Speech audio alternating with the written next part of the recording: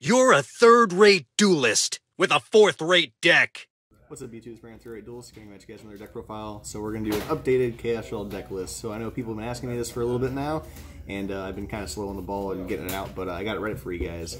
So the difference between this build and the previous one is that the previous build is kind of like stuck blind seconding and trying to OTK. This build you can go first, easier, and the idea is to like make win dust from the opponent out, then OTK them after that. So let's go ahead and get right into it. I'm going to start off with 2 Beasts, 2 Squamata, 2 Hedgehog, 2 Falco, and 1 Dragon. So this is the same as my previous build. Dragon's one of those Shaddoll monsters. I feel like this is the worst main deck Shaddoll monster because it doesn't do anything to further your plays. As to where the rest of these do something, like Falco sets itself, Hedgehog searches, Squamata sends another, and then Beast draws a card. So this lineup I feel like is pretty good. I wouldn't play any more than these 9. That's just my personal preference. And then we are playing 3 Mathematician. So the reason I opted to bump Mathematician up to 3 is so that way I can go first easier. And Mathematician is always a Shaddoll card if he doesn't get Veilered or Ashed, because you can either set Falco off of it or send Hedgehog to search a card, or if you really need to, you can send Eclipse Wyvern off Mathematician to try and get the Chaos plays going. So it's pretty good. Mathematician is just one of the best starter cards in the deck. And then for the last is 1 Armageddon Knight.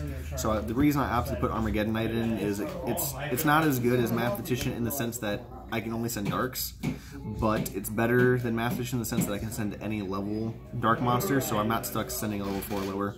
And Armageddon Knight's a dark, so I can send a Hedgehog to search like a Falco or a Beast, and then use him to make Winda.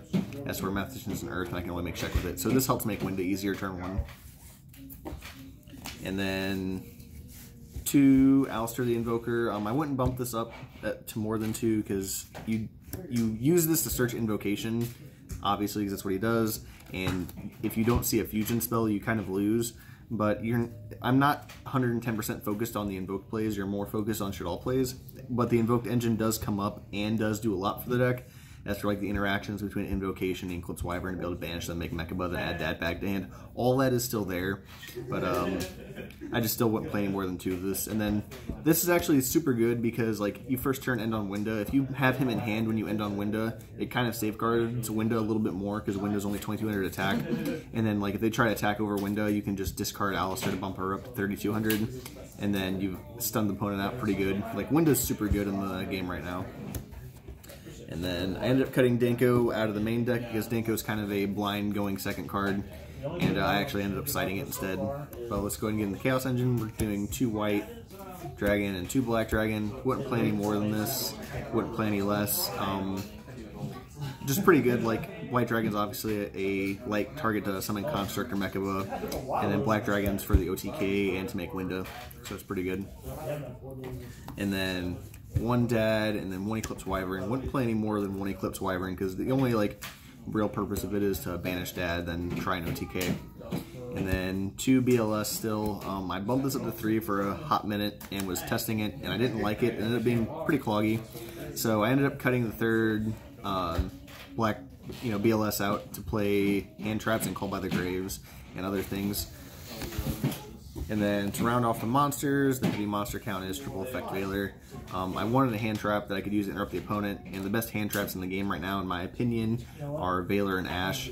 And Veiler is better than Ash in testing because it's a light target to make Construct, and Ash is generally the better hand trap, but I needed something that I could use to make Construct or Mechaba, so that's why I went with Veiler.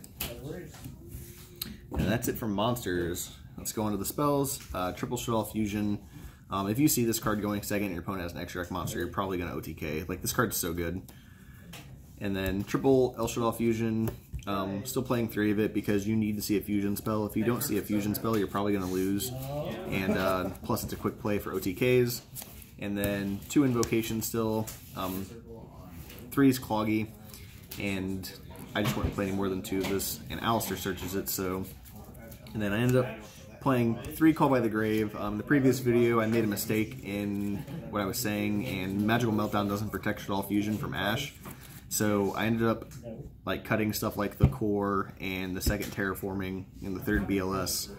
and the two Dankos to make room for the Mathematicians and the Call by the Graves and the third Veiler. So this card is super good in here just because it kind of safeguards your Shaddoll Fusion play, because Shaddoll Fusion is always susceptible to Ash, even if your opponent doesn't control an extra deck monster. So like being able to like, oh, Shaddoll Fusion and they Ash it really hurts. So I felt like this is kind of needed. And I'm only playing 2 Meltdown, and I cut Terraforming down to 1.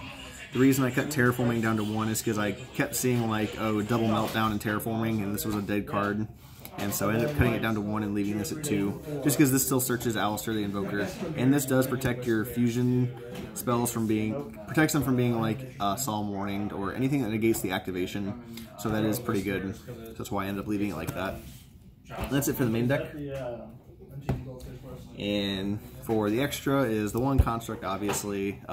Once this card, like, I want this card to come off the list so bad, and once this goes to 2 or even 3, this build will be like 100 times better, because I'm always stuck like needing a construct and not having any more than the 1. And then 2 Winda. I would play 3 of this. I couldn't find my 3rd, so there's a card in the extra deck I would take out for it, and I'll talk about it when I get there. But 2 Winda suffices. This card's super good in the game right now, so this build is, you can still OTK and push through an opponent's board in this build, but you can also go first and make Winda turn 1 super easy, and this just stops down most of the meta. Like, the worst matchup for this deck is Sky Striker, and because Winda doesn't really do anything against that deck, but against like Orcust and Salamangreat and Thunder Dragon, if you just make Winda on them, they're probably going to lose. And then 2 Shekinaga. This is the card, you could cut one of these to play the 3rd Winda.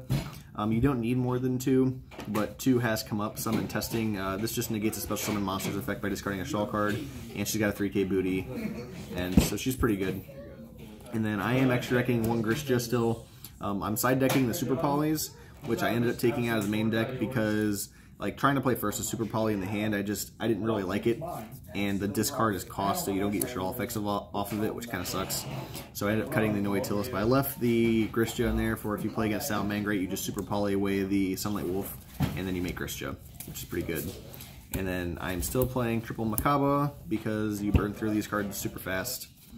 So I'd keep it at 3.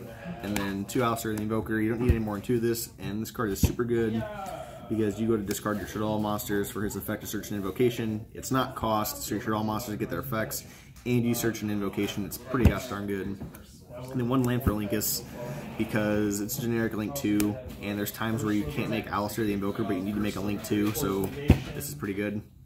And then I ended up putting in 1 Borolo just to have a Link 3 to out problem cards. And then 1 Dweller. In the previous video, I had Castell in the main, which was pretty bad, not gonna lie. So I ended up cutting it for Dweller, just because Dweller like hurts Salamangreat, and it really kills Orcust, and you can make rank 4s pretty easy in this deck. And then I ended up cutting out the Predaplant Fusion for Starving Venom, because Starving Venom is just generally better. So that's it for the extra deck. And now on to the side deck. Triple Danko Sekka. So the reason Triple Danko is in here is because Danko is good against everything in the meta right now other than Thunder Dragon. So if you go second against like Sky Striker, like especially Sky Striker, like if you go second and you play Danko on them, you're probably going to win, especially if you open Shaddoll Fusion. And then Orcust, if you Danko them, they realistically can't do anything, and you're going to power through their board. So this card is super, super good. And then I am side decking Triple Lancia. Lancia is probably like the best side deck card in the game right now, in my personal opinion, just because of the fact that it shuts down Orcust, which is the biggest combo deck in the game right now, and it also hurts Thunder Dragon. So this card's pretty good, and it's a light target. So worst case scenario is I use it to you know, fuse in a construct. And 2 Pankratops. Cut this down to 2 just to make room for other side deck cards, but this card's still pretty good. And I am side decking Triple Kaiju. If I had 3 Gamma Seals, it would be 3 Gamma Seals, but I don't, so Sticky String is just as good. And because Construct automatically destroys special summon monsters, it doesn't matter that this one's a little bit bigger in attack. But this is just to out like problem cards. Like if you go first, like second against Sky Striker, you just Kaiju over them, secure your play. Same thing against Salamangreat, Kaiju over them, then you've turned off the Rage and the Roar. So they're pretty good.